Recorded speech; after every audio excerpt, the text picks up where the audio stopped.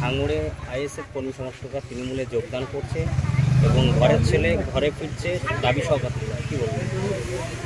তাহলে সিপিএম বলবে তাহলে সিপিএম এর সব ছেলে ছিল, এক নম্বর কথা।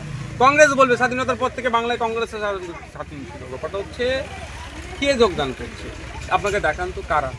আবার সেই সরকার সাহেব আমাদের জেলা পরিষদের একজন সদস্যকে বলতে নাকি তার কাছে গিয়েছিল।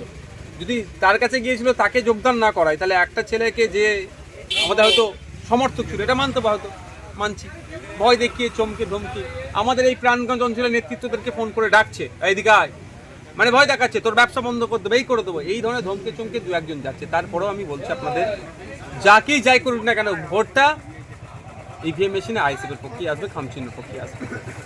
ভাঙড়ে একের পর এক আইএসএফ কর্মীরা তৃণমূল কংগ্রেসে যোগ দিচ্ছে, ফলে 26-এর আগে না আমি আইএসএফের আমি আপনাকে একটা কথা বলি, আইএসএফের কর্মী নয়, আইএসএফের সমর্থক কিছু গিয়েছে, এটা অস্বীকার করবো না, কিন্তু যারা গিয়েছে তাদেরকে প্রেশার দিয়ে নিয়ে গিয়েছে, সে ভালোবেসে যায়নি, ভয় দেখানো হচ্ছে তাদের ব্যবসা বাণিজ্য মিথ্যা কেস মামলাতে তাদেরকে করে দেবে, সে গিয়েছে, কিন্তু তার ভোটটাও আইএসএফে আসবে। আমি একটা কথা দায়িত্ব নিয়ে বলছি, 2021 সালে আমরা তখন নতুন রাজনীতিতে এসেছি, আমাদের সম্পর্কে অনেক বাজে মন্তব্য করা হয়েছিল, বিজেপি এসে যাবে ভয় দেখানো হয়েছিল, তারপরেও ভাঙড়ের মানুষ 1,09,000 ভোট আমাকে দিয়েছিল। 2026 এর থেকে অনেক বেশি ভোট পাবো। এখন ভাঙড়ের মানুষ নয়, সারা রাজ্যের মানুষ বুঝতে পারছে যে আইএসএফ কিভাবে বঞ্চিত মানুষের হয়ে লড়াই করছে।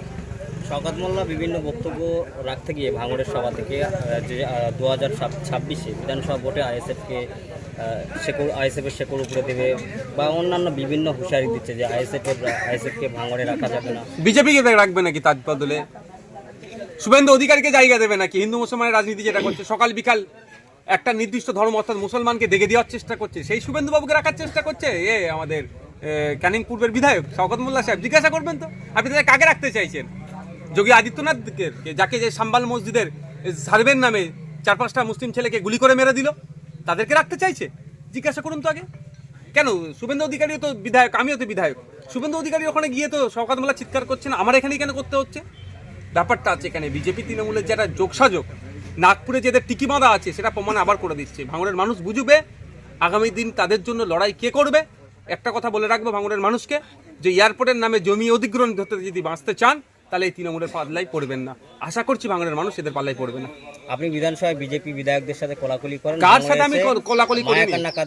আমি কি বলছি, উনি একটা প্রমাণ দেখাক না, ওই কোনো মিথ্যাচার করছে। বিধানসভায় ওনার নেত্রী আমাকে ডেকেছিলেন, মমতা ব্যানার্জি মহাশয়, তাহলে উনি বলুক এটা অপরাধ করেছে বা আমি অপরাধ করেছি, একবার বলুক তো দেখি।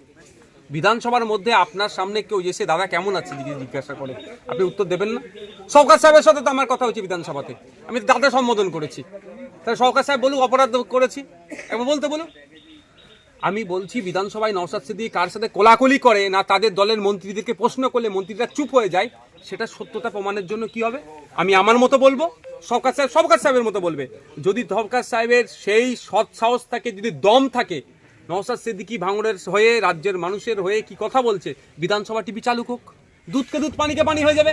কার সাথে কোলাকুলি করছি না, কার মুখের কথা বলা বন্ধ করে দিচ্ছি না, আমাদের এখানে কোল্ড স্টোরকে নিয়ে যে স্টোর হওয়ার কথা ছিল সেটাকে নিয়ে কথা বলছি না, লেদার কমপ্লেক্সের হয়ে কথা বলছি না, ভাঙড় কলেজের নিয়ে কথা বলছি না, ভাঙড়ে আরও কলেজ বাড়ানো, শিক্ষা প্রতিষ্ঠান বাড়ানোর কথা বলছি, ভাঙড়ের ওই খালের ওপরে কংক্রিটের ব্রিজ নির্মাণের কথা বলছি, সবটাই জানতে পারবে।